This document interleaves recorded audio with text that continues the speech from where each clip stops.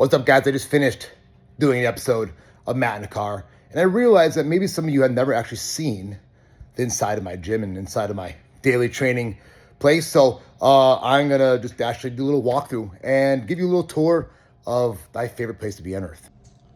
Well, of course, we got Bruce watching the door, make sure nobody's doing anything bad outside. We got a sweet little spot tucked around the corner, and here is our entranceway into our gym.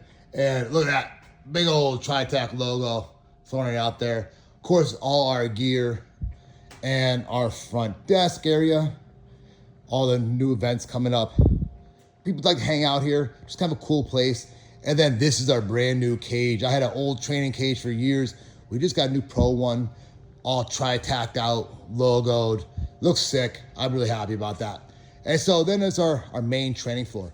Our main training floor, we've got actually 2,200 square foot mat space. They are 6 inches of padding, so there's 4 inches of padding on the bottom subfloor, and there's 2 inches of padding on top. And I have a custom-made vinyl tarp on top, so there's no seams. Great training. This thing has just held up. I did this at my old school, and it's awesome. In fact, the pads on the back wall, those are padded too. I've had those pads. I made those pads, every single one of them, by myself, handmade. I've had those for, God, 10 plus years.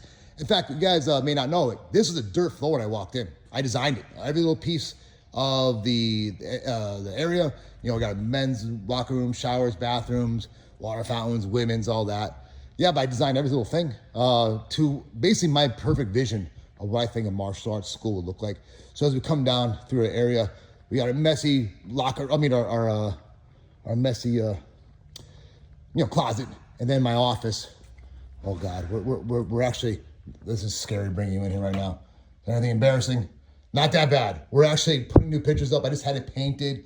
My shorts on the floor, my training gear. But this is where, if I ever talk to you or when I'm like stuck behind, the computer, that's where I am. Just kind of chilling in that spot, trying to get some cool painting and stuff. And, it's a cool spot, great place to work.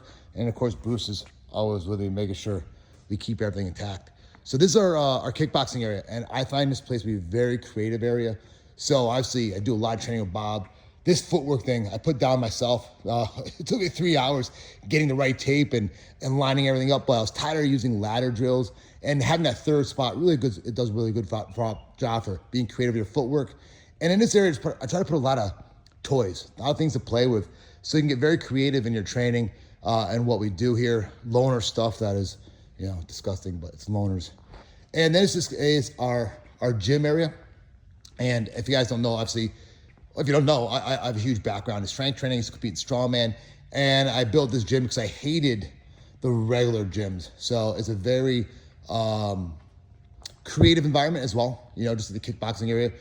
No machines besides our pulleys, and just about every single dumbbell, even from monster dumbbells, from strongman, bumpers, tons of kettlebells, sandbags, TRX, love the TRX, great training tool. We have just a little bit of cardio area back there. We get a lot of use of the turf, more racks and barbells and stuff to play with. Some tires inside, got a lot of tires outside. The kegs and the sledgehammers, always fun to train with. And then our stone area.